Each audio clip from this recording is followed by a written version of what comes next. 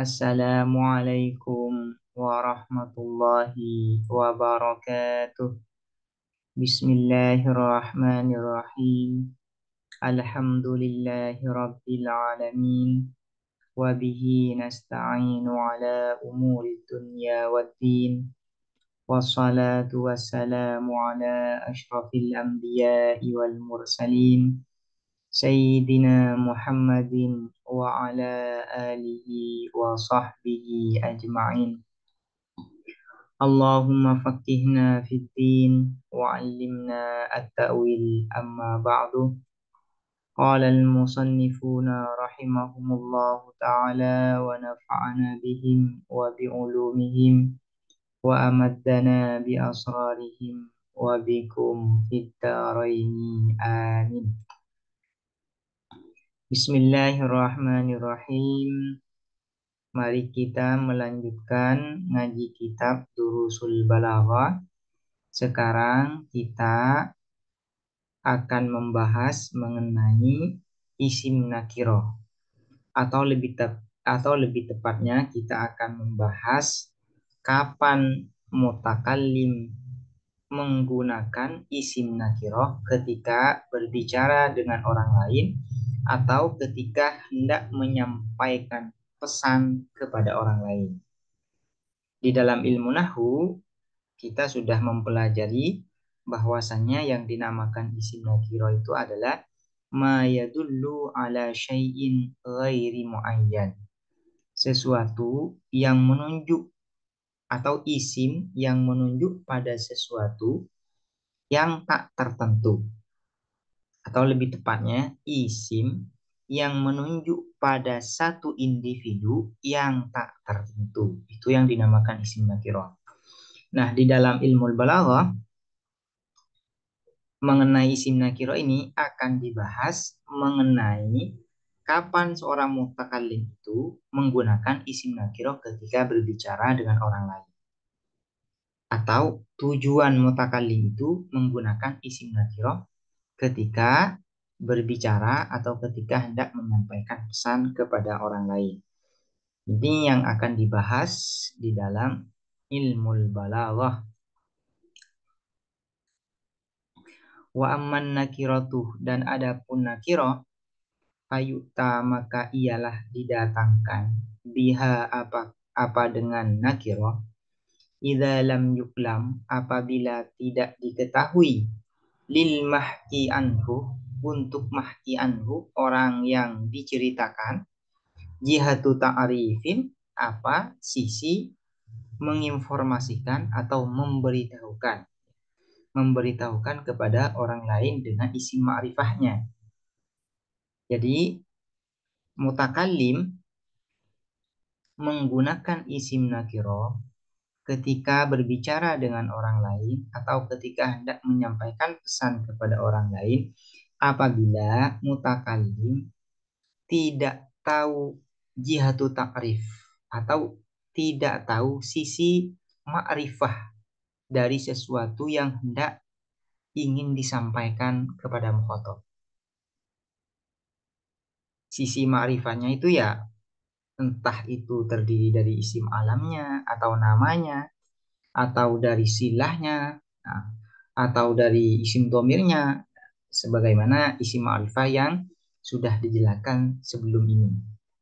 Apabila mutakallim tidak mengetahui sisi ma'rifah dari sesuatu yang hendak dia sampaikan kepada mukhatab, maka pada saat itu mutakallim menyampaikan sesuatu tersebut dengan menggunakan isim nakirah. Kaqaulika, contohnya kaqaulika seperti perkataanmu jaa datang hahuna di sini rajulun siapa seorang laki-laki. Idza lam yu'raf apabila tidak diketahui ma apa sesuatu yu'ayyinuhu yang menentukan apa ma hu terhadap rajul min alamin dari nama au silatin atau silat au nahwihima atau seumpamanya alam dan silah. Misalnya perkataan kita ketika kita hendak menyampaikan bahwasanya ada seseorang yang datang. Kita ingin memberitahukan kepada Zaid bahwasanya ada seseorang yang datang barusan.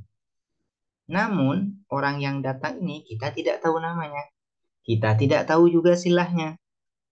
Maka, kita menyampaikan orang yang datang itu dengan cara menggunakan isim nakiroh. Ja'a hahuna rajulun. Barusan ada seorang laki-laki yang datang ke sini. Kenapa menggunakan isim nakiroh? Ya, karena kita tidak tahu nama dia, tidak tahu misalnya silahnya dia, keadaannya dia, dan sebagainya. Apabila mutakalim tidak mengetahui, ya, tidak mengetahui sisi ma'rifah dari sesuatu yang hendak dia sampaikan kepada mukhatab, maka mutakalim ini ketika hendak menyampaikan sesuatu tersebut menggunakan dengan isim nakirah. Waqad yu'ta biha dan terkadang didatangkan biha apa dengan nakirah li auradin ukhra karena tujuan-tujuan yang lain. Ini yang pertama ini adalah alasan utama mutakalim menggunakan isim nakirah ketika berbicara dengan orang lain atau ketika hendak menyampaikan pesan kepada orang lain. Yaitu apabila mutakalim tidak mengetahui sisi ma'rifah dari sesuatu yang hendak disampaikan. Namun terkadang mutakalim menggunakan isim nakirah karena ada tujuan-tujuan yang lain, ya. Bukan karena dia tidak tahu sisi ma'rifatnya, namun karena ada tujuan yang lain yang hendak disampaikan oleh mutakalim kepada mukhatabnya, kepada lawan bicaranya. Di antaranya, misalnya, satu, kat taksiri wa taklil, untuk menunjukkan makna taksir wa taklil dan taklil, yaitu memperbanyak dan mempersedikit. Nahu contohnya li fulanin malun, ialah bagi fulan malun, adapun harta yang banyak. Adapun harta yang banyak. Waridwanum minallahi akbar, dan adapun keridhaan yang sedikit minallahi dari Allah, akbaru ialah lebih besar. Maksudnya lebih besar itu mim mata'id dunya, dari mata'id dunya, dari kekayaan-kekayaan dunia. Ai malun kathirun waridwanun qalilun. Mahallu syahidnya di dalam contoh yang pertama ini yaitu li fulanin malun, yaitu lafaz malun. Malun ini, ya, adalah isim nakirah. Nah, tujuan menggunakan isim nakirah ini yaitu karena untuk menunjukkan makna banyak. Li fulanin malun, ay malun kathirun. Ada lagi menggunakan isim nakirah dengan tujuan taklil untuk menunjukkan makna sedikit. Misalnya, waridwanum minallahi akbar, dan keridhaan yang sedikit dari Allah itu lebih besar daripada kekayaan dunia. Ai waridwanun qalilun, yaitu keridhaan yang sedikit. Nah, ini ya. Jadi mendatangkan atau menyebutkan isim nakirah karena untuk menunjukkan makna taksir dan makna taklid. Ya. Yang kedua, wat ta'zimi wat tahkir, dan untuk menunjukkan makna mengagungkan, wat tahkiri dan tahkir, meremehkan. Nahu contohnya, lahu hajibun, ialah bagi dia, hajibun, adapun penghalang yang besar, adapun penghalang yang besar, angkulli amrin, dari setiap perkara, yashinuhu, yang membuat tercela apa amr hu terhadap dia, walaisa lahu, dan tidak ada, lahu ialah bagi dia, antalibil urfi, dari mencari kebaikan. Al urfi ini maksudnya al ma'ruf, an talibil urfi, dari mencari kebaikan, hajibun, apa penghalang yang sedikit, yang remeh, yang remeh. Mahallu syahidnya di dalam syair ini adalah hajibun dan hajibun dan hajibun. Lahu hajibun, hajibun ini isim nakirah. Hajibun yang pertama ini itu menunjukkan makna ta'zim. Ai hajibun azimun. Ini kan syair ini, ya, syair ini atau syair dengan syairnya ini sedang memuji seseorang, bahwasanya seseorang tersebut memiliki benteng atau penghalang yang luar biasa untuk melakukan sesuatu yang tercela. Sehingga karena dia memiliki benteng yang luar biasa, akhirnya dia tidak bisa melakukan hal-hal yang tercela, tidak melakukan sama sekali, ya, perbuatan-perbuatan tercela. Kenapa? Karena bentengnya luar biasa. Ini yang disebut dengan hajibun azimun. Bentengnya luar biasa. Ini karena syair ini bertujuan untuk memuji seseorang. Walaisa lahu an talibil ulfi hajibun. Sebaliknya, untuk melakukan kebaikan, seakan-akan bentengnya ini tipis, ya. Seakan-akan bentengnya ini, bukan seakan-akan, bentengnya ini adalah hakirun, ya, remeh. Sehingga dia kalau kebaikan itu semangatnya luar biasa, ya, perjuangannya luar biasa. Kalau berbuat baik malah dia itu semangatnya luar biasa. Karena benteng, ya, benteng untuk berbuat baik ini tipis, sehingga dia mudah melakukan kebaikan. Ini yang disebut dengan hajibu yang kedua, ini adalah makna tahkir. Ai hajibun hakirun. Sementara hajibun yang kedua itu hajibun azimun, untuk menunjukkan makna ta'zim, mengagungkan.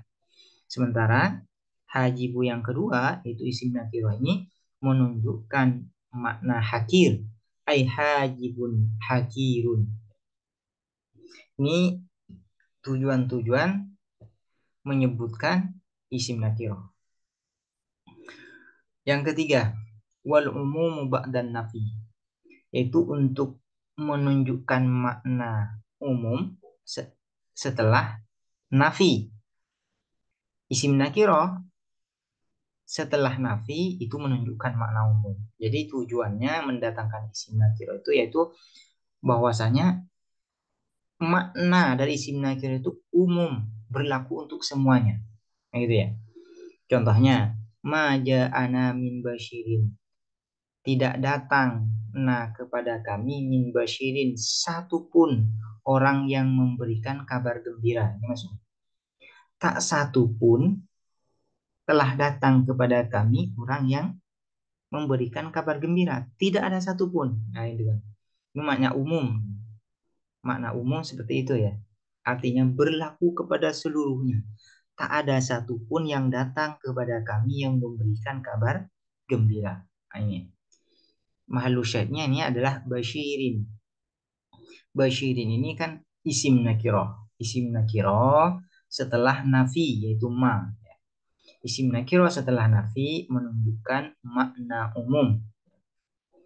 Fa innan nakiratah, karena sesungguhnya apa nakirah, fi siyakin nafi, di dalam susunan nafi, ta'ummu, ialah umum apa nakirah. Maknanya menjadi umum, ya. Yang keempat, ini yang keempat, wa qasdi fardin, dan bermaksud individu tertentu, au nau'in kadzalik, atau nau' kadzalik ay muayyan, atau bertujuan menunjuk pada individu tertentu, atau nau ini jenis, ya, jenis dalam bahasa Indonesia, atau lebih tepatnya spesies, ya, au nau'in kadzalik, atau menunjuk pada spesies tertentu, yang tertentu, ya. Contohnya, nahu wallahu khalaqa kulla dabbatin mimma. Mahallu syahid di dalam ayat ini adalah lafaz dabbah dan lafaz ma. Ini bisa ya menunjuk pada fardin muayyan atau nau'in muayyan, dua-duanya ini. Kalau kalau menunjuk pada fardin muayyan, maka ayat ini tafsirannya seperti ini. Wallahu khalaqa kulla fardin muayyanin min afradid dabati min ma'in muayyanin min afradil ma'i. Ini ya. Ini namanya fardin muayyan. Kalau nau'in muayyan, maka tafsirannya seperti ini. Wallahu khalaqa kulla nau'in muayyan min anwa'id daba min ma'in min nau'i ma'in muayyan min anwa'il ma. Jadi untuk yang dimaksud ya, yang dimaksud ini adalah dabah dan ma ini adalah fardin muayyan dari dabah, dari hewan, hewan melata di bumi ya. Wallahu ini artikan dulu ya, biar lebih jelas. Wallahu dan adapun Allah khalaqa ialah menciptakan siapa Allah kulla dabbatin kepada setiap dabbah hewan yang melata ya. Ai dabbatin muayyan. Nah, ini min ma'in dari air, dari air. Ai min ma'in muayyan. Nah, tapi muayyannya ini fardin muayyan maksudnya. Khalaqa kulla dabbati muayyanin min afrodid dabbah. Min ma'in muayyanin min afrodil ma. Ini kalau bermakna fardin muayyan. Kalau bermakna nau, wallahu khalaqa kulla dabbatin muayyanin min anwa'id dabbah. Ini. Min ma'in muayyanin min anwa'il ma. Ini ya.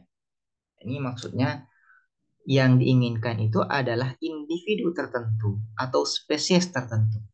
Mendatangkan isim nakir itu tujuannya itu. Yang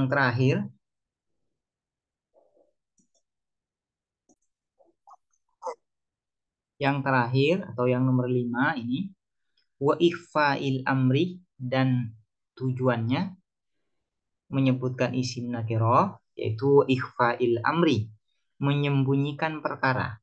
Contohnya, nahu qala rajulun, berkata siapa seorang laki-laki, innaka sesungguhnya kamu inharaftah ialah telah melenceng kamu anisawabi dari kebenaran. Ini kita mengatakan seperti itu kepada lawan bicara kita. Qala rajulun, seseorang telah mengatakan kepada saya bahwa kamu itu telah melenceng dari kebenaran. Mahallu syahidnya di sini adalah rajulun ya, rajulun. Nah, rajulun ini adalah isim nakirah. Tujuan mutakallim menyebutkan di sini isim nakirah ini yaitu untuk menyembunyikan ya identitas dari seseorang yang menyampaikan ini. Ini ya, ini tuhfi ya. Tuhfi menyembunyikan kamu ismahu terhadap namanya rojul hatta la yalhaqahu sehingga tidak mengenai hu terhadap rojul azan apa gangguan. Jadi kita sengaja menyembunyikan identitas dari rojul ini karena untuk melindungi, Sebenarnya kita tahu ya siapa rojul ini, namanya tahu ya. Misalnya identitasnya kita tahu, misalnya rojul ini namanya Zaid. Cuman kita tidak mengatakan qala Zaid, tapi mengatakan qala rojulun dengan isim nakirah. Tujuannya apa? Yaitu tujuannya adalah ikhfa, yaitu untuk menyembunyikan identitasnya sehingga orang yang memberikan informasi itu kepada kita tidak terkena gangguan ya. Tidak terkena gangguan itu adalah agar dia tidak terganggu dan selamat. Ini adalah tujuan-tujuan ketika mutakallim menyebutkan isim nakirah ketika berbicara dengan orang lain atau ketika menyampaikan pesan kepada orang lain. Ini semoga dapat dipahami dan bermanfaat. Assalamualaikum warahmatullahi wabarakatuh.